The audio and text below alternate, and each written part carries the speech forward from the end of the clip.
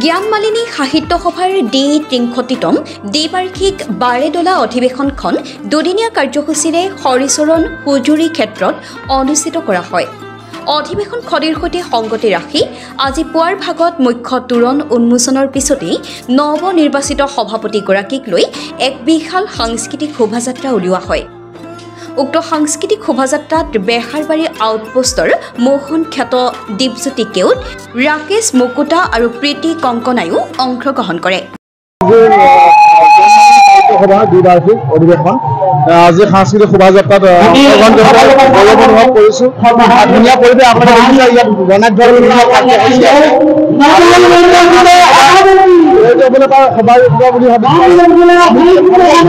ধন্যবাদ জ্ঞাপন কৰিছো।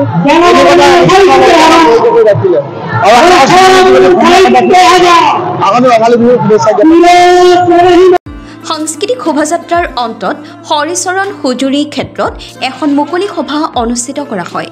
উক্ত সভাত কেইবাগৰাকীও বিশিষ্ট ব্যক্তি অতিথি হিচাপে উপস্থিত থাকে। Bureau' report, reporter live Assam.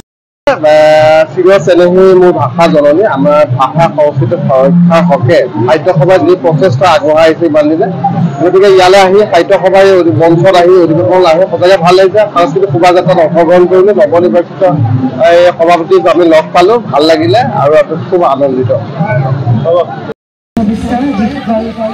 ব্যক্তি আছে, সন্মানীয় সকলোলৈকে মোৰ বহুত বেছি সেৱা আৰু জ্যেষ্ঠসকললৈ সেৱা যাচিছোঁ আৰু সৰু ভাইটি ভণ্টি যিসকলে ইয়াত অংশগ্ৰহণ কৰিছা সকলোলৈকে, আইদেউ বাইদেউ সকলোলৈকে মৰম দিছিলোঁ আৰু লগতে মোৰ সহযাত্ৰী বুলিয়ে ক'ব লাগিব।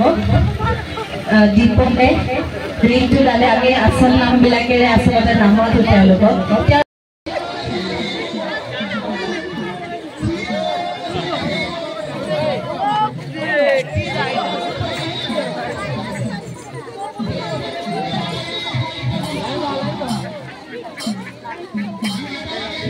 নিজে নিজে বনাব লাগে।